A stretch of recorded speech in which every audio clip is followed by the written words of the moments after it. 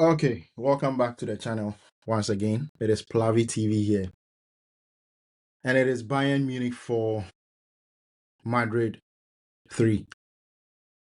It was an exciting game to watch, to be honest. This game had everything in it, especially in that first half. That first half was just scintillating game of football. Two teams who were absolutely very good at what they do. Real Madrid sitting deep, or not sitting deep. I don't think it is fair to say they sat deep, but they were very compact, very organized, and so effective on the transition. This is what you love to see. Not just a defensive performance that has no attacking transition or transitional threat. Actually, at times, Madrid also took the ball and took the game to Bayern Munich to try and pin them back. And that is what you want to see in a game of football. And also very good when it comes to controlling the game, winning the ball back. Man, that first half was as if there was a time limit on how long Madrid can keep the ball. They were just winning the ball back, Bayern. They just kept winning the ball back, just like that. But Madrid was good today. Madrid was good today. I think in the end, it was some sort of refereeing decision, which I think was quite atrocious, that ended up sort of determining the final outcome. Although I still think Bayern would have qualified, even if it stayed 11 players on both sides. I still do think that Bayern had the edge because of history, the fact that Madrid, when they lose the first leg at home, they tend not to qualify to the next stage. I think Bayern would have still qualified, but that refereeing decision was absolutely atrocious. For me, rules are made for men and not meant for rules. You have to manage the game. It is a high intense game. People get emotional, people get carried away, they make stupid decisions. So what? People make mistakes. I don't think Kamavinga should have been punished that harshly for that second foul. The first one, yes, it was a complete stonewall yellow card. But the second one, no. With the second one, I don't agree that it was a yellow card.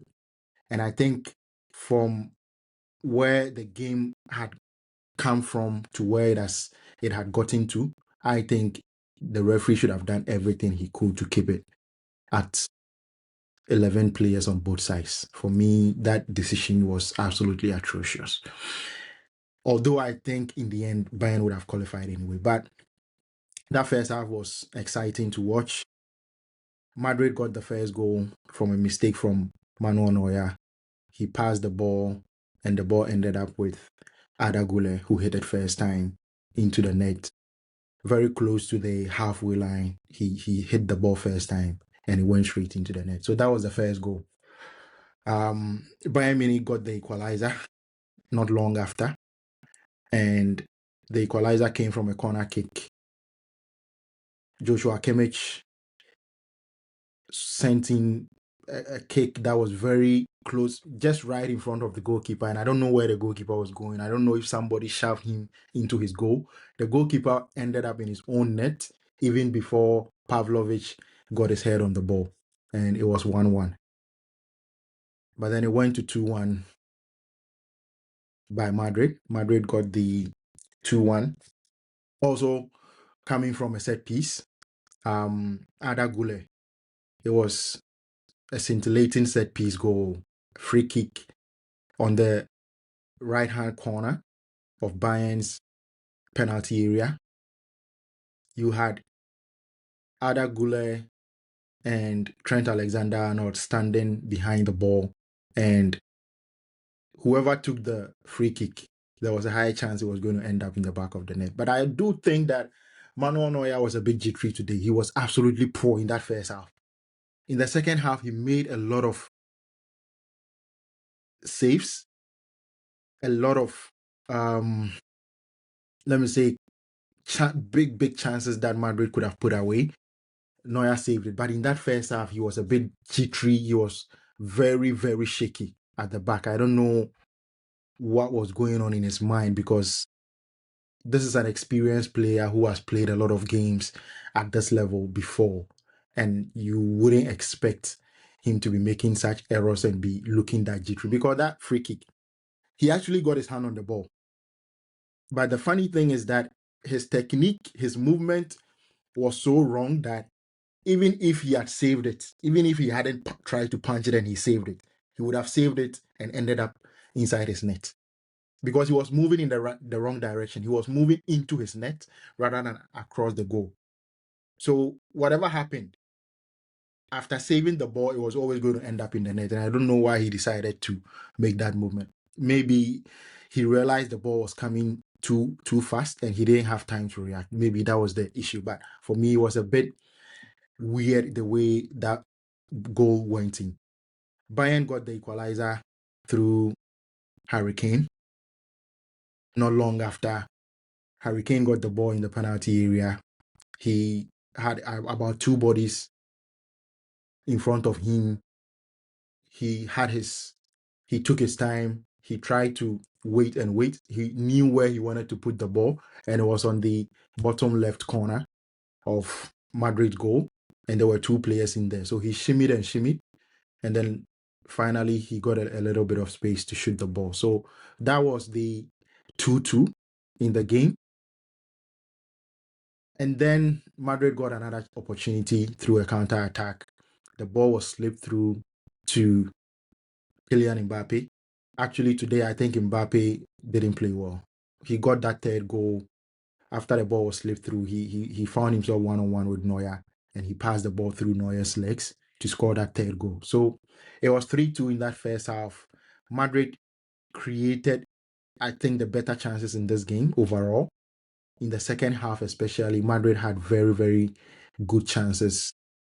Bayern were playing well. They were probing, but most of their shots were coming from a bit too far away from the penalty area. So Lunin was able to easily deal with. Most of them were kind of routine saves. I would also mention that the Madrid centre back who came in today, Eder Militao, played really, really well. Rudiger was also solid, although Rudiger ran the risk of getting a red card as well today because he was doing certain things off the ball that could have easily been called or given through VAR. And I think he was playing a very dangerous game, even though he played well today. Madrid were very solid at the back. I think today one person who deserves a special mention is Trent Alexander-Arnold for his defensive work he did today on Luis Diaz. Diaz didn't really have a lot of joy in this particular game, just like in the first game. But even in the first leg, you might argue that Trent was helped out by his colleague players, sort of his teammates helping him out. They were doubling up and tripling up to help him defend. But today, I think he did a very good job on his own. Drew Olise was also kept quiet for most of the game, even though he got the last goal to make it 4-3. He was kept very, very quiet in this game. And yes, Bayern got the equalizer at 3-3 right after Camavinga was sent off around the 87th minute or so. That actually sort of decided the game, that red card. I think it made things very easy for Bayern Munich because already with 11 players on each side, it was a balanced game. It could go anywhere. So immediately Camavinga received that red card. The game tilted in favor of Bayern Munich and they went on to win the game. And they have qualified to the next stage. It wasn't only the third goal from Luis Diaz. Sandro Olise, not Sandro Olise. Olise also got the fourth goal to make it 4-3. A very, very beautiful goal from Olise.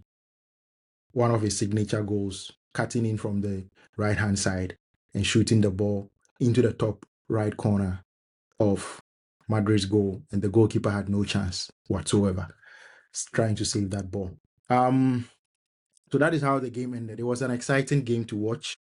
I'm sure at the end of the game, the main talking point is going to be the referee's decision to send off Kamavinga. But I do think that any of these two teams could have qualified, although things were looking much more in favor of Bayern Munich because they had won the first leg. So congratulations to Bayern Munich. Arsenal also qualified to the next stage, playing 0-0 at home against Sporting. And I saw a few highlights after the first half, and Sporting seemed to be the team creating the better chances. But as usual, these teams can't score a goal to save their own lives. And that is how come Arsenal were able to qualify. So Arsenal are through. They are going to play against Atletico Madrid. The first leg is going to be away at Atletico Madrid, with the second leg played at the Emirates. On the other side, we have Bayern Munich going away to PSG and coming back to the Allianz Arena to finish off the tie in that second leg. So exciting games ahead of us. I am predicting that it is going to be a Bayern Munich versus Atletico Madrid final, with Bayern winning the Champions League. And let me also say before I leave here that I'm very happy for Vincent Kompany. As I said earlier on in my review of the first leg, I think I like his style. He does things his own way. And for him to get to this level after what happened to him at Burnley, people ridiculed him.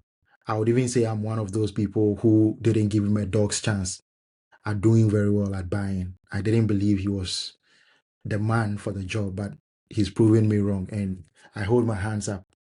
I hold my hands up. Vincent Kompany has really done a good job. And I do think that if he gets to the final, he's going to win it. If he gets to the final, he's going to win it. So my prediction is that it's going to be Bayern going through to the final and Atletico Madrid going through to the final. Thank you very much for watching the video. Don't forget to hit subscribe if you are new here. Like the video as well. Don't forget to share the video. Take care.